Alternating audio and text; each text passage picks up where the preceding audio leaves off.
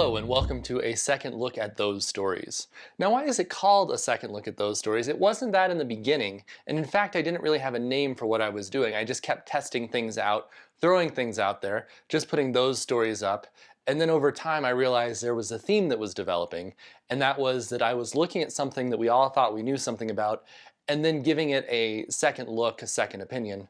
Obviously, that's how we ended up here. Now, what I could have done is wasted a lot of time trying to come up with a name and never actually done the videos. There's sometimes an urgency to coming up with a name, like when you have a pet or a child. The pet needs to know what its name is pretty quickly so you can help train it and it knows what to respond to. You can't go years without naming your pet or else the pet's never going to respond to that name. But what about a project, a company, an idea? Do they need names right off the bat? As someone who has fooled around a lot with names, I know that it can be a real stalling tactic. Even on an article, it can be hard to come up with what the right name is, and so you have to put some time into it. But your brain will use naming something as a way to not actually do the work. For example, those stories, the name of my website, has been everything from Story Alcove to Disparate Passages to Lemonade Stanza.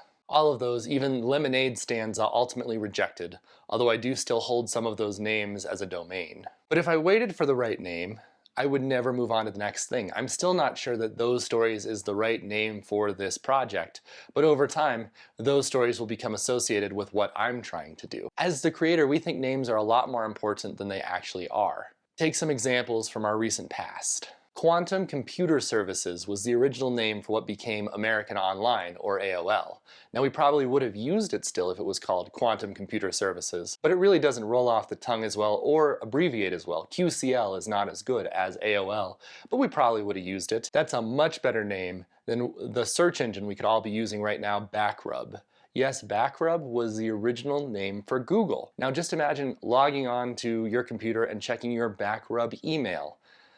Doesn't really work. But these examples are all over the place. Brad's Drink became Pepsi, Pete's Super Submarines became Subway, and Blue Ribbon Sports just eventually became Nike. And it's hard to tell if the names are better because we know those names or if they would have been fine going off in those directions. I can think of examples in all of those categories where those names are actually closer to products on the market today. So how should we approach naming something? I think the best thing is to do what authors do and come up with a working title. And there have been some bad working titles out there. Just take Pride and Prejudice, which had one of the best working title names of all time, First Impressions. Just name your project that, First Impressions. If you don't like First Impressions, what about Something That Happened, the original title of Mice and Men by Steinbeck? But if that's too much for you, just steal someone else's title, like Shakespeare.